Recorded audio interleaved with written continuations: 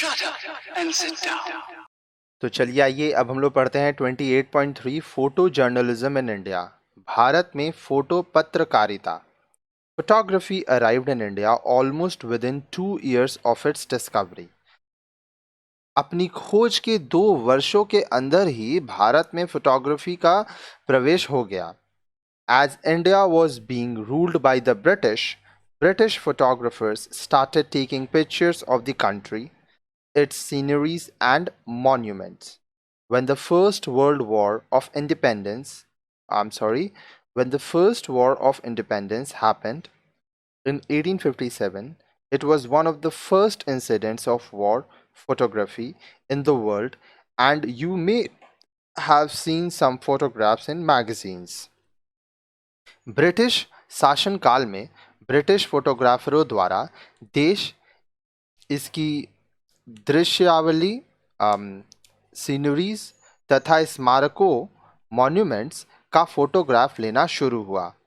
जब सन 1857 में पहला स्वतंत्रता संघर्ष आरंभ हुआ, यह दुनिया के पहले युद्ध फोटोग्राफी में से एक था, जिसकी कुछ तस्वीरें आप पत्रिकाओं में देख सकते हैं। Later on, when the camera became smaller, photojournalism gained greater popularity.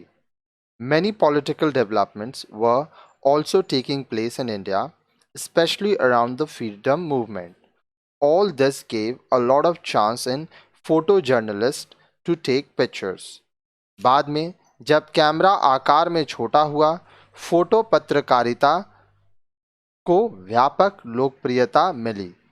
विशेषकर स्वतंत्रता आंदोलन के समय बहुत सारे राजनीतिक घटनाक्रम भारत में मूर्त रूप ले रहे थे। इन सब ने फोटो पत्रकारों को फोटो लेने के बहुत से मौके उपलब्ध कराए। राजा Deen Dayal was one of the first notable Indian photojournalists. He was a court photographer in India during the rule of the 6th Nizam of Hyderabad.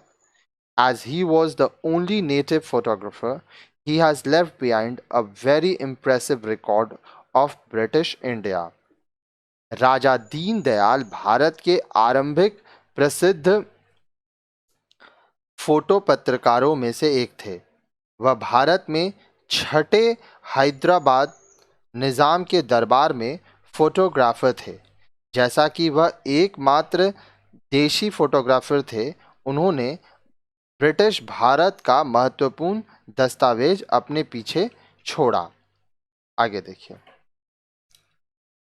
Among the famous photojournalists who worked then was Sunil Janha, a political activist and journalist. Sunil Janha began to photograph while writing assignments for his newspaper. At the time of India's independence, Janha photographed the significant events in the country and made a record of the transition from British rule to independent India. His photographs of India's partition, its people, especially the tribals, as well as pictures of industries and temple structures, are very famous. Photographs of Nehru and Gandhi by Sunil Janha are now seen as by us everywhere. आगे देखिए। बोल रहा है, उस समय सक्रिय प्रसिद्ध photo पत्रकार सुनील जन्हा भी थे। एक राजनीतिक कार्यकर्ता तथा पत्रकार के रूप में अपने समाचार पत्र के लिए लिखते समय सुनील जन्हा ने भारत में महत्वपूर्ण घटनाओं के चित्र खींचे तथा ब्रिटिश राज में भारत की स्वतंत्रता के परिवर्तन के महत्वपूर्ण दस्तावेज तैयार किए। उनके भारत विभाजन, देश के लोग, विशेषकर जनजातीय लोग तथा उद्योग एवं मंदिर संरचनाओं के फोटोग्राफ काफ़ी प्रसिद्ध हैं। सुनील जन्हा का नेहरू एवं गांधी का चित्र हम अब हर जगह हम देखते हैं। आगे देखिए। There is another name which needs a special mention here, also because in a profession dominated by men, she was the first women photojournalist.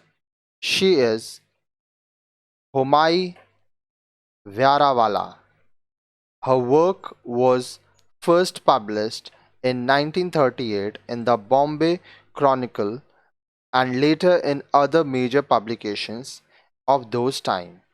She also worked for the Illustrated Weekly of India and during World War II covered every aspect of wartime activities in India. Her documentation of the events of the freedom movement are significant. She remained a freelance photographer until 1970 and was highly respected amongst all photojournalists. यहाँ एक और नाम है जिसका विशेष उल्लेख आवश्यक है क्योंकि पुरुष वर्चस्व के व्यवसाय में वह पहली महिला फोटो पत्रकार थी। वह है होमाई व्यारावाला। उनका काम पहली बार सन 1938 में बॉम्बे क्रॉनिकल में प्रकाशित हुआ तथा बाद में उस समय के अन्य प्रमुख प्रकाशनों में उन्होंने इलस्ट्रेटेड वीकली ऑफ इंडिया के लिए भी काम किया तथा द्वितीय विश्व युद्ध के समय भारत में युद्धकालीन गतिविधियों के हर पहलू को कैमरे में कैद कर लिया। उनका स्वतंत्रता आंदोलन का दस्तावेजीकरण महत्वपूर्ण है। वह सन 1970 तक स्वतंत्रता फोटोग्राफर के रूप में सक्रिय रहीं तथा उन्हें सभी फोटो पत्रकारों में ऊंचा सम्मान हासिल रहा। आगे देखिए। फिर आता है हेनरी कार्टियर ब्रेसन के बारे में। बोल रहा है there are several international photo journalist who loved photographing in India. Among them, Henry, among them, the name of Henry Cartier-Bresson is famous. Henry Cartier-Bresson was a French, and his name is counted amongst the best photojournalists of the world.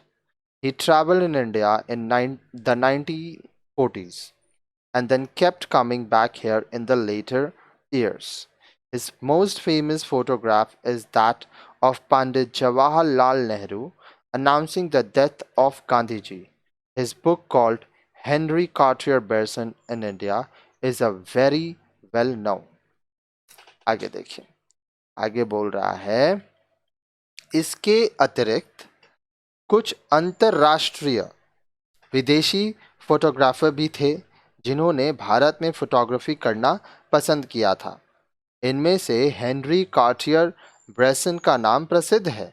Henry Cartier Bresson एक फ्रांसीसी थे तथा उनका नाम दुनिया के सर्वश्रेष्ठ photo पत्रकारों में शुमार किया जाता है।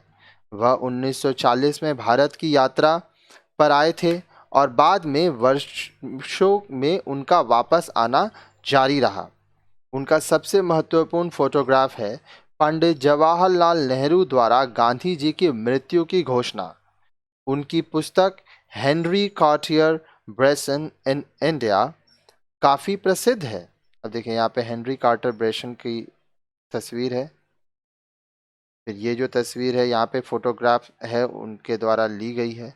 लोग एक दूसरे के ऊपर चढ़े जा रहे हैं, एक भीड़ यहाँ पे नज़र आ रही है। आगे देखिए। फिर आता है आपका रघु राय। Amongst the photojournalists after independence, the name of Raghu Rai is most famous. Rai's photographs are still seen as he continues to do photography. Raghu Rai started career in his career in photojournalism in the 1960s in Delhi and worked for important national newspapers like the Hindustan Times and Statesman.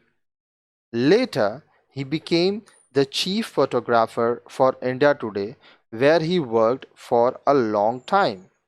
Now, Mr. Rai works as an independent photographer, and his work is truly respected all over the world. His photographs of famous personalities such as Indira Gandhi and Mother Teresa are very well known.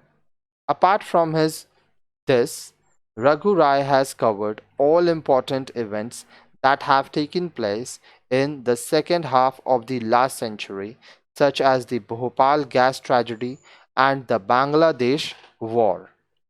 He has brought out books on various subjects such as Delhi, Taj Mahal, Sikhs, Banaras, etc. His early pictures are mostly in black and white, but later he has photographed in color. They all have a beautiful quality about them. आगे देखिए, ये हैं आपके रघु राय। तो बोल रहा है स्वतंत्रता के बाद के फोटो पत्रकारों में रघु राय का नाम सबसे ज्यादा प्रसिद्ध है। राय के फोटोग्राफी अभी भी देखने में मिलते हैं क्योंकि वे अभी भी सक्रिय हैं।